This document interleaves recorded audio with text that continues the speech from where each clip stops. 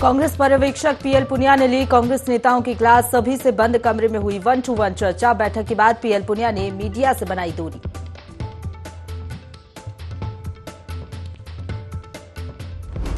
पिथौरागढ़ पहुंचे मुख्यमंत्री पुष्कर सिंह धामी। शेर सिंह कार्की सरस्वती स्कूल के कार्यक्रम में हुए शामिल। भाऊराव देवदास सभागार का किया लोकार्पण।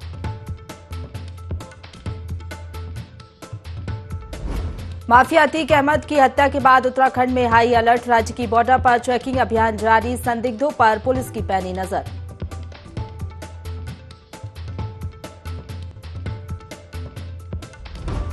चंपावत के फनहिल और चौखड़ी के जंगलों में धधक उठी आग। आग से कई हेक्टेयर वन संपदा हुई प्रभावित। कड़ी मशक्कत के बाद आग पर पाया काबू।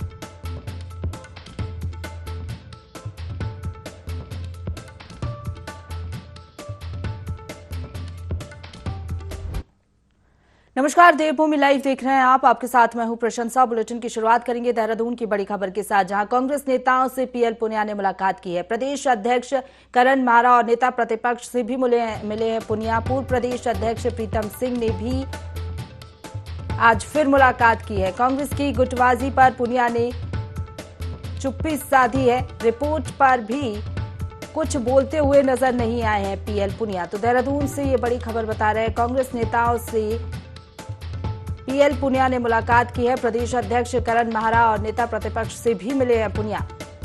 साथ ही आपको बता दें, पूर्व प्रदेश अध्यक्ष प्रीतम सिंह से भी उन्होंने मुलाकात की है। कांग्रेस की गुटबाजी पर पुनिया ने चुप्पी साधी। कुछ भी बोलते हुए वो नजर नहीं आए हैं मीडिया के सामने भी।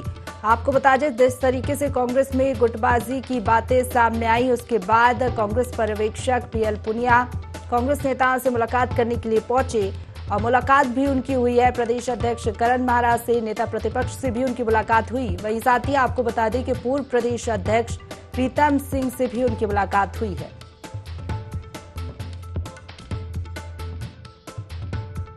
छोटे कार्यकर्ता का है चाहे बड़े कार्यकर्ता का है, सब पार्टी का परिवार है और सभी का इसमें बराबर स्टेक है। सब स्टेक होल्डर्स हैं, तो सभी से बातचीत हुई है और मुझे लगता है सब कुछ जल्द ही ठीक होगा।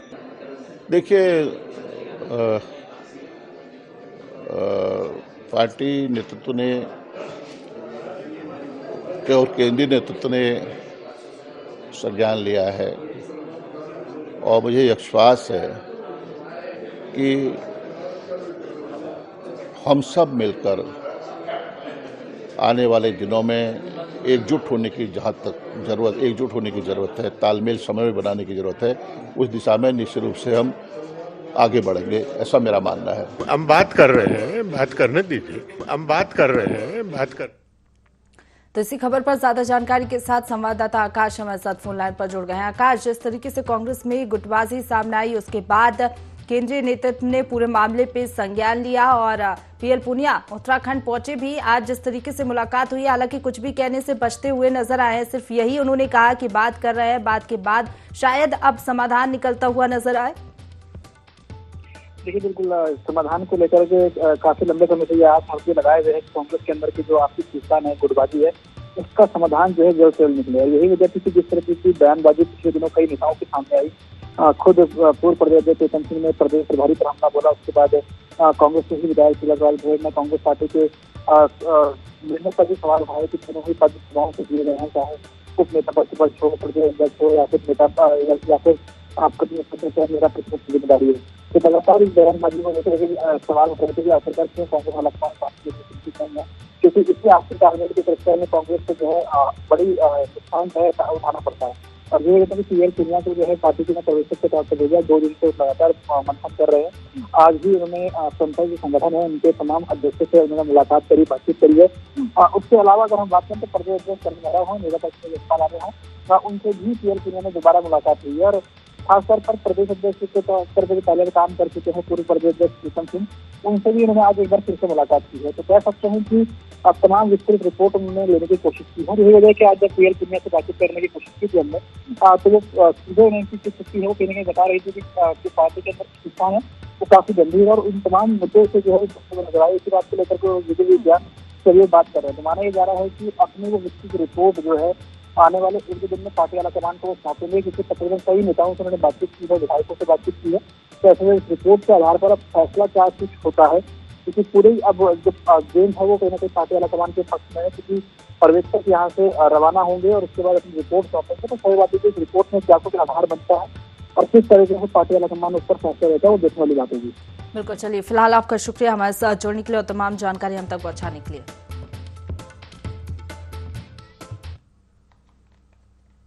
खबरों में आगे बढ़ेंगे, जहां लोहाघाट में ट्रैक्टर की ट्रॉली पलटने से 3 मजदूर गंभीर रूप से घायल हो गए, जिसमें एक मजदूर को मामूली चोटें आई हैं। इस बीच दुर्घटना की सूचना मिलने पर आपात सेवा कर्मी मौके पर पहुंचे, जिसके बाद उन्होंने सभी घायलों को उप जिला चिकित्सालय पहुंचाया, जहां उनका इलाज जारी है। बताया जा रहा है कि मजदूर डामरीकरण का काम समाप्त कर बाराकोट क्षेत्र से चंपावत की ओर जा रहे थे, तभी देवराली बैंड के पास कार को बचाने के चक्कर में ट्रॉली दुर्घटना का शिकार हो गई। घुमाया ना ट्रैक्टर, पीछे छोटी ट्रॉली पे थे हम 4 बंदे, तो आगे से कार आई, उसे बचाने के चक्कर में उसने जो ड्राइवर ने एकदम से घुमाया ना, तो पीछे की ट्रॉली पलट गई, चारों के चोर रोड में लगे। 3 पेशेंट आए थे यहाँ पे आरटीए के, जिनको थोड़ी ज्यादा चोट लगी थी। उसमें से तीनों को प्राथमिक उपचार दे दिया है, प्राइमरी ट्रीटमेंट तीनों का कर दिया, लेकिन एनसीसीटी के लिए सिटी हेड के लिए रेफर किया है, क्योंकि कंडीशन थोड़ी सीरियस है। एक को वॉमिटिंग हो रही है, चक्कर भी आ रहा है तीनों में, और ऑर्थोपेडिशियन के लिए भी रेफर किया है, फ्रैक्चर भी लग रहा है एक पेशेंट के। तो बाकी अपनी तरफ से यहाँ प्राइमरी ट्रीटमेंट देके मैनेज कर लिया है। आगे बढ़ेंगे, इसी बीच पौड़ी से खबर मिल रही है, जहां जिले में बाघ का आतंक देखने को मिल रहा है। रिखड़ी खाल और धुमाकोट तहसील के दर्जनों गांव में कर्फ्यू लगा दिया गया है। कर्फ्यू शाम 7 बजे से सुबह 6 बजे तक रहेगा। दोनों तहसीलों के स्कूल और आंगनवाड़ी केंद्र भी बंद होंगे। 17 और 18 अप्रैल को स्कूल और आंगनवाड़ी केंद्र बंद रहेंगे। रिखड़ी खाल और धुमाकोट इलाके में आपको बता दें, बाघ का मूवमेंट देखने को मिला है, जिसके चलते अब जिले में कर्फ्यू लगा दिया गया है। और आपको बता दें, इस दौरान आंगनवाड़ी केंद्र और स्कूल भी बंद रहेंगे। खबरों में आगे बढ़ेंगे, जहां लक्सर में रेलवे के खिलाफ गठित संयुक्त संघर्ष समिति को 2 और संगठनों का समर्थन मिल गया है। एकजुट हुए संगठनों की बयार अब अपनी रफ्तार पकड़ चुकी है, जिससे रेलवे महकमे में अंदरूनी हलचल और बेचैनी तेज हो गई है। बता दें कि रेलवे से जुड़ी मांगों को लेकर धरना प्रदर्शन किया जा रहा है। भारतीय किसान यूनियन के क्रांति गुट के राष्ट्रीय अध्यक्ष विकास सैनी और राष्ट्रवादी जनलोक पार्टी के राष्ट्रीय संयोजक शेर सिंह राणा जैसे संगठनों के दिग्गजों ने धरना स्थल पर पहुंचकर अपना समर्थन दिया, जिसके बाद रेलवे सुरक्षा बल अलर्ट मोड पर आ गया है। रणनीति तय की जाएगी, उसका खुलासा भी आपके सम्मुख हम करेंगे। लेकिन मैं सरकार को इस मंच के माध्यम से कह देना चाहता हूँ कि जैसे अंडरपास की लड़ाई सुंदरलाल जी के नेतृत्व में हमने पिछले वर्ष लड़ी थी और वो लड़ाई हम जीते थे। आज अंडरपास का निर्माण कार्य चल रहा है, तो सुंदरलाल कोई छोटी मोटी चीज़ नहीं है, उसे साधारण आदमी मानने की भूल ना करे। लक्सर का अन्ना हजारे है सुंदरलाल, और इस व्यक्ति ने अपने परिवार को साइड में रखते हुए जो समाज के लिए अपना बलिदान करने की पेशकश की है, मैं उसका सम्मान करता हूं। और आप रोज देख रहे होंगे कि दिनों दिन हमारे समर्थन में वृद्धि हो रही है, लोग जुड़ रहे हैं इस आंदोलन से, और क्षेत्र की जनता एक मन बना चुकी है कि यदि सरकार सीधे सीधी उंगली से घी नहीं निकालने देती तो हम लोग उंगली तिरछी करने से भी गुरेज नहीं करेंगे। और जन आंदोलन समिति जो निर्णय लेगी कंधे से कंधा मिलाकर, उसके लिए प्रत्येक प्रकार के संघर्ष के लिए यहाँ की जनता भी तैयार है और हम लोग भी तैयार हैं। ये जो समर्थन है, ये है जो रेल लक्सर में पहले रुका करती थी, उसको कई सालों से रेलवे विभाग ने बाईपास से निकालना चाहा, जिसके कारण जो है लक्सर और उसके आसपास के गाँव को बहुत परेशानी होती है, क्योंकि इस क्षेत्र में जो रोडवेज बस है उसके भी कोई बहुत अच्छे साधन नहीं। तो लोगों के पास एकमात्र ये रेल ही थी जिसके माध्यम से वो इधर उधर आना जाना आसानी से करते थे। तो ये इस क्षेत्र के जो निर्वाचित लोग हैं उनका भी बहुत बड़ी गलती है कि उन्होंने इस पर कोई बहुत बड़े रूप में काम नहीं किया। तो अब क्योंकि जो संयुक्त समिति है जो धरना शुरू किया है, तो उसके साथ राष्ट्रवादी जनलोक पार्टी पूरी तरह से साथ है, और आज हम लोग समर्थन देने के लिए यहाँ पे आए हैं। आगे भी अगर इस जो ये संयुक्त समिति है इस आंदोलन को अगर किसी भी रूप में लेना चाहेगी, चाहे वो आमरण अनशन के रूप में हो, सड़क जाम के रूप में हो, या किसी भी रूप में हो, चाहे वो DRM या रेलवे विभाग के किसी कार्यालय के घेराव के रूप में हो, तो पूरी पार्टी जो है इसमें शामिल रहेगी और इनका आगे बढ़ेंगे। लक्सर के डूंगरपुर गांव में स्टोन क्रैशर के मालिक पर देसी तमंचे और लाठी डंडों से लैस होकर लगभग आधा दर्जन हथियारबंद बदमाशों ने हमला कर दिया। हमले के दौरान उनके वाहन का नियंत्रण बिगड़ने के कारण वाहन गंगा किनारे फंस गया, जिसके बाद बदमाश मौके से फरार हो गए। मामले की सूचना पुलिस को दी गई। पुलिस ने मुकदमा दर्ज कर जांच शुरू कर दी है। विस्तार ये है कि मैं अपने प्लांट से घर के लिए आ रहा था। रास्ते में डूंगरपुर चढ़ाई से पहले ही कुछ लोग वहाँ पे खड़े हुए थे। उनके हाथ लाठी डंडे और कट्टे वट्टे थे। उन्होंने मेरी गाड़ी पर हमला किया। हमला करने के बाद मेरी गाड़ी जो एक साइड में उतर गई गंगा जी के किनारे। तो जैसे मेरी गाड़ी गंगा जी के किनारे उतरी, में लोग भाग लिए वहाँ से। तो एक आदमी उसमें मैंने पहचान लिया, वो मोनू नाम का गाँव पुरवाले का रहने वाला है। और मैंने पुलिस चौकी में रायसी में अपनी तहरीर दे चुका हूँ। और मैं पुलिस से यही उम्मीद मानता हूँ कि उसे गुंडे आदमी को बख्शा नहीं जाएगा और मुझे इंसाफ दिलाने की। के शाम को जो घटना हुई है इसके बारे में मुझे थोड़ी जानकारी मिली है कि पवन कुमार, जिनका स्टोन क्रैशर गणपति प्रतापपुर में लगा हुआ है, उनके द्वारा सूचना मिली कि रात को 2 गाड़ी पे 4 से 5 आदमी सवार थे, जिन्होंने लाठी से और देसी तमंचे वगैरह से उनके खिलाफ कार्रवाई करनी चाहिए। उन्होंने घटना को अंजाम देना चाहा, लेकिन किसी कारणवश वे बच गए। और उनमें से एक व्यक्ति को पवन कुमार ने पहचान लिया, जिसकी तहरीर उन्होंने चौकी में दी। और मैं प्रशासन से कहना चाहता हूं कि ये गुंडे मवाली, इनके खिलाफ सख्त से सख्त कार्रवाई की जाए और इसकी जांच करने के पश्चात जो भी है उचित कदम उठाए प्रशासन। लक्सर के इंदिरा ग्राउंड में लक्सर एडवोकेट बार एसोसिएशन और रुड़की एडवोकेट बार एसोसिएशन अधिवक्ता संगठनों के बीच एक सद्भावना क्रिकेट मैच का आयोजन किया गया। इस दौरान रुड़की एडवोकेट बार एसोसिएशन की ओर से कप्तानी का जिम्मा संभाल रहे संगठन के पूर्व सचिव संदीप यादव और लक्सर एडवोकेट बार एसोसिएशन के मौजूदा अध्यक्ष विकास पवार के नेतृत्व में इस सद्भावना मैच की शुरुआत की गई। 20-20 ओवर के तहत लक्सर एडवोकेट बार एसोसिएशन ने रुड़की के एडवोकेट बार एसोसिएशन को हराया। इस दौरान दोनों टीमों के कप्तानों ने कहा कि खेल में हार जीत तो स्वाभाविक है, लेकिन इसके जरिए सद्भावना का संदेश दिया जाना उनका प्रथम और मूल उद्देश्य निर्धारित किया गया है। एक मैच रखा था, मैत्रीपूर्ण मैच था ये रुड़की एडवोकेट एसोसिएशन और लक्सर एडवोकेट एसोसिएशन के बीच। और इसमें हमारी टीम ने टॉस जीता था और पहले फील्डिंग करने की घोषणा की थी, और जिसमें एडवोकेट एसोसिएशन ने पहले फील्डिंग करी और रुड़की एडवोकेट एसोसिएशन ने बैटिंग करी और उन्होंने 15 ओवर में 110 रन बनाए। और हमारी टीम ने फिर बाद में एडवोकेट एसोसिएशन ने 10 ओवर में 111 रन बना दिए हैं और 2 विकेट आउट हुए हैं हमारे। तो ये बहुत अच्छा मैच रहा और ये सद्भावनापूर्ण मैच रहा। सर, बार के अध्यक्ष विकास परमार जी के आग्रह पर हमारी रुड़की एडवोकेट एसोसिएशन की टीम लक्सर खेलने आई। इंदिरा ग्राउंड हमारा अभी ये होम ग्राउंड रहा है, मेरा जन्म भी लक्सर का ही है। तो आज बहुत ही आनंद आया, ऐसा लगा जैसे अपने घर में खेलने आए थे और बहुत अच्छा मैच रहा। हार जीत किसी की नहीं हुई, दोनों टीमें अधिवक्ताओं की थी, दोनों टीमें जीती, दोनों टीमें हारी और एक बहुत अच्छा मैत्री संदेश गया है। इससे हमारे जो नए लड़के लक्सर की टीम नई बनी है उनका मनोबल बढ़ेगा। मेरी उनको अच्छे उज्जवल भविष्य के लिए शुभकामनाएं कि आप बहुत अच्छा खेलें। और जो हमारा उत्तराखंड का अधिवक्ताओं का टूर्नामेंट प्रत्येक वर्ष होता है उसमें इसी धमाकेदार के साथ एंट्री करें। तो सभी लड़कों का और सभी साथियों का बहुत। गर्मी बढ़ने के साथ साथ लोहाघाट क्षेत्र के जंगलों में आग लगने का सिलसिला भी शुरू हो गया है। लोहाघाट की चौकड़ी क्षेत्र के जंगलों में अचानक भीषण आग लग गई और जंगल धू जलने लगा। ग्रामीणों ने लोहाघाट फायर स्टेशन को इसकी सूचना दी, जिसके बाद फायर स्टेशन प्रभारी श्याम बहादुर थापा के नेतृत्व में फायर कर्मी जंगल पहुंचे और 2 घंटे की कड़ी मशक्कत के बाद फायर कर्मियों ने फायर बीटिंग मेथड से आग पर काबू पाया, लेकिन तब तक आग से वन संपदा को काफी नुकसान हो चुका था। वहीं जंगलों में आग लगने से जंगली जानवरों को भी काफी नुकसान पहुंचा है। आग से बचने के लिए जंगली जानवर आबादी की ओर रुख कर रहे हैं। वहीं लोहाघाट क्षेत्र के रेंजर दीप जोशी ने जंगल में आग लगने पर तुरंत वन विभाग और फायर स्टेशन को सूचना देने की अपील लोगों से की है।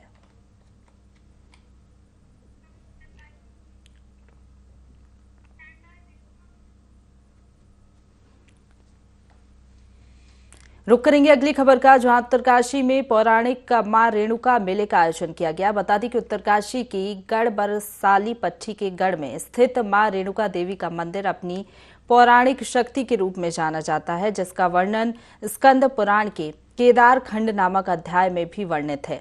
वहीं आग के बारे में एक और भी मान्यता है कि इस मंदिर के नीचे से अद्भुत कुंड के रूप में मां गंगा की धारा बहती है और वह गंगोत्री यमुनोत्री में मां यमुना से मिलती है।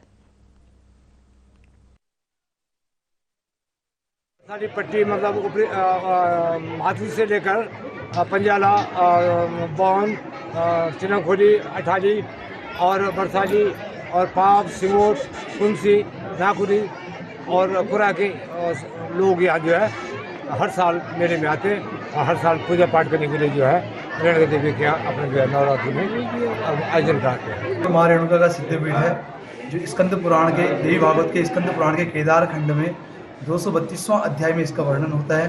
यहाँ सारी बरसाली पट्टी का मेला लगता है और यहाँ पे बड़े दूर दराज से भक्त लोग आते हैं माँ के दर्शन के लिए और यहाँ के अनेक गाँवों से डोलियाँ आती हैं, सिंगोट ग्राम सभा से, बौन ग्राम सभा से और हमारे बरसाली से नागराज की डोली आती है, कपिल मुनि महाराज जी आते हैं और यहाँ पे भव्य मेला का आयोजन जो होता है ये 3 गति वैशाख का होता है और उत्तराखंड की ये 2 देवभूमि है और यहाँ जो है माँ के आशीर्वाद के लिए लोग यहाँ पे एकत्रित होते हैं और सम्मेलन के लिए।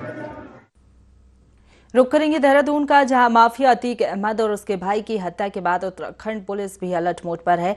डीजीपी अशोक कुमार ने सभी पुलिस अधिकारियों को इस संबंध में निर्देशित किया है। उत्तराखंड पुलिस की ओर से उत्तर प्रदेश से सटी सभी सीमाओं पर सघन चेकिंग अभियान चलाया जा रहा है।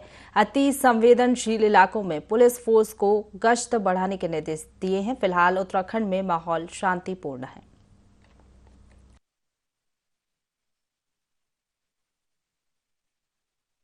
रात में ही अपने सभी एसपीज और दोनों रेंज आईजी से बात कर ली थी और हमारे उत्तराखंड की पुलिस पूरी तरह अलर्ट है और हमारे यहाँ वैसे भी माहौल शांतिपूर्वक है पूरी तरह से और मुझे विश्वास है कि हमें शांति बनी रहेगी और कोई भी जो है यूपी का घटनाक्रम हमारे उत्तराखंड के उसको प्रभावित नहीं कर पाएगा माहौल को। कि कुछ इलाके हैं जिनको हम संवेदनशील मानते हैं तो उसमें उन सब पे हमारी नजर है और जैसा मैंने कहा कि हम पूरी तरह से सतर्क हैं। साथ ही साथ मैं ये भी अपील कर रहा हूँ कि देखिए एक दूसरी जगह का घटनाक्रम है जो भी है उसका वो हमारे राज्य की कानून व्यवस्था को, शांति व्यवस्था को, यहाँ के माहौल को खराब न करने पाए। ये मैं सभी जो है समाज के विभिन्न अंग हैं उनसे अपील भी करता हूँ और इसी लाइन पे हमारे सभी एसपी बात। लक्सर के पुरकाजी मार्ग पर स्थित एक टायर निर्माण संबंधित निजी औद्योगिक संस्थान से जुड़े वीएसएस प्राप्त पूर्व कर्मचारियों ने हड़ताल की चेतावनी दी है। आगामी 18 अप्रैल को औद्योगिक संस्थान के मेन गेट पर ही आमरण अनशन और धरना प्रदर्शन के अलावा भूख हड़ताल की चेतावनी जारी कर दी गई है। दरअसल आपको बता दें साल 2015 में उद्योग संस्थान की वीएसएस नीति के तहत कई कर्मचारियों को औद्योगिक संस्थान के आर्थिक हालातों का हवाला देकर एक मुश्त सहायता राशि प्रदान करते हुए भविष्य में आर्थिक स्थिति सुधरते ही वीएसएस प्राप्त पूर्व कर्मचारियों को पुनः नियुक्ति का आश्वासन दिया गया था। प्रबंधन के खिलाफ विरोध जता रहे कर्मचारियों का आरोप है कि मौजूदा दौर में संस्थान प्रबंधन ने भर्ती आयोजन के दौरान उन्हें नजरअंदाज किया है, जिसके खिलाफ भूख हड़ताल करेंगे। आज लगभग आहिस्ता बैठे हुए 10 दिन हो गए लगभग और 10 दिन में हमारी मांग किसी ने नहीं सुनी अब तक, ना कोई सुनने के लिए तैयार है। इसलिए हमने जो है धरना प्रदर्शन के लिए कल एसडीएम साहब से परमिशन कराई। 18 तारीख से हम जेके टायर के गेट पर बैठे और शांतिपूर्ण से अपना धरना देंगे।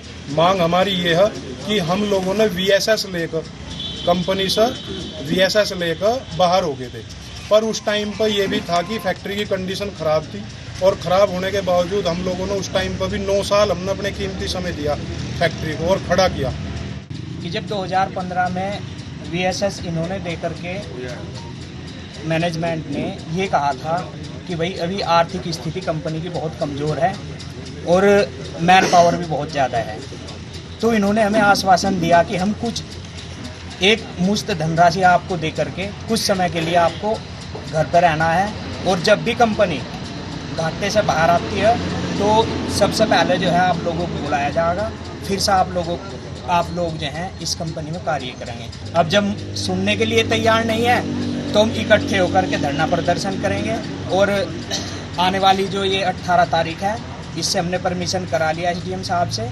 मुख्य गेट पर कंपनी के हम धरना प्रदर्शन करेंगे, आमरण अनशन करेंगे, भूख हड़ताल।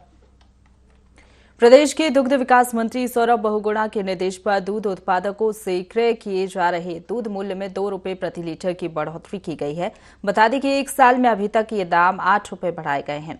इस दौरान दुग्ध संघ अध्यक्ष ने पत्रकार वार्ता के दौरान बताया कि प्रबंध कमेटी के निर्णय पर दुग्ध संघ प्रबंधन की ओर से की गई इस बढ़ोतरी से उत्पादकों में हर्ष व्याप्त है, क्योंकि बीते इतिहास में अभी तक 1 साल में 8 रुपए की बढ़ोतरी नहीं की गई है। ये एक ऐतिहासिक निर्णय है।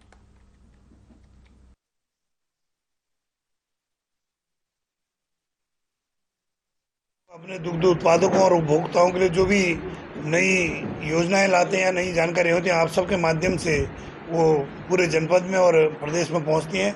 उसी के क्रम में मुझे बड़ी खुशी हो रही है कि आज हम मार्च 2022 से लेकर के अप्रैल 2023 यानी कि 12.5 महीने के बीच में, और जब से हमारे दुग्ध विकास मंत्री माननीय सौरभ बहुगुणा जी ने इस विभाग को संभाला है और माननीय पुष्कर सिंह धामी जी ने अपनी दूसरी पारी शुरू करी है, तो उसमें दुग्ध उत्पादकों के लिए एक बरसात सी हुई है। 8 रुपये प्रति लीटर हमने 12.5 महीने में माननीय मंत्री सौरभ बहुगुणा जी के दिशा निर्देशन में बढ़ाई है।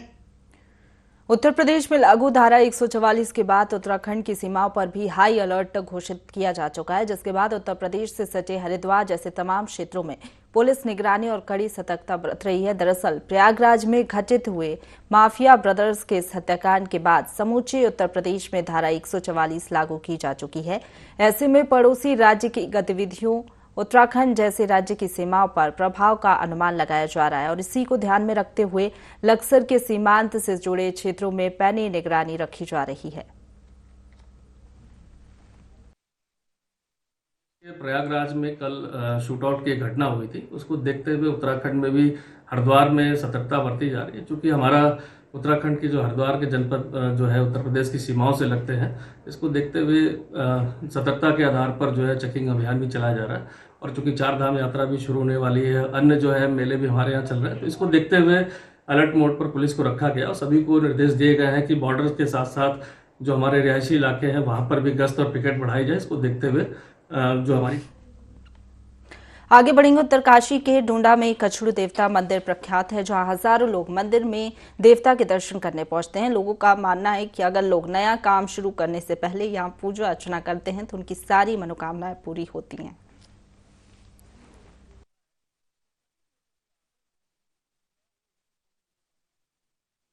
मैं भी एक श्रद्धालु हूं और मेरी तरह यहाँ पर दिन प्रतिदिन कई प्रकार के यहाँ पे श्रद्धालु महानुभाव इस कछड़ू देवता के दर्शन करने के लिए यहाँ पर आते हैं। और किसी भी व्यक्ति की और किसी भी श्रद्धालु की अगर मन में किसी प्रकार की अगर कोई शंका है तो कछड़ू देवता पे आकर पूरी शंका वो उनकी पूरी मनोकामना पूर्ण कर देते हैं। क्योंकि यहाँ पर अपनी श्रद्धा से अपनी भक्ति से जो भी कछड़ू देवता को अर्पित किया जाता है, भगवान कछड़ू देवता जो है उस पर पूरे प्रसन्न हो जाते हैं। और ऐसी जो हमारे पुजारी साहब है उन्होंने भी यही कहा था कि 16 वर्षीय के थे, उनके ससुराल ध्यान थी और मातृयों ने जो हमारे आंसरी मांसरी उनकी जो बांसुरी he was one of the best flautist in entire world, और इसलिए जो है आंसरी मांसरी ने उनको जो है हर लिया।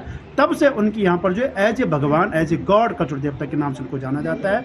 कछड़ू देवता इस कलयुग के काफ़ी पावरफुल देवता हैं और ये उत्तरकाशी के ग्राम बरसाली पट्टी और डूंडा सैनी में निवास करते हैं। मेरे दादा पिता ने इसकी पूजा की, इसलिए मैं आज यहाँ पर बैठा हूँ। वैसे आप मुझे जानते, मैं राजा आंदोलनकारी हूँ।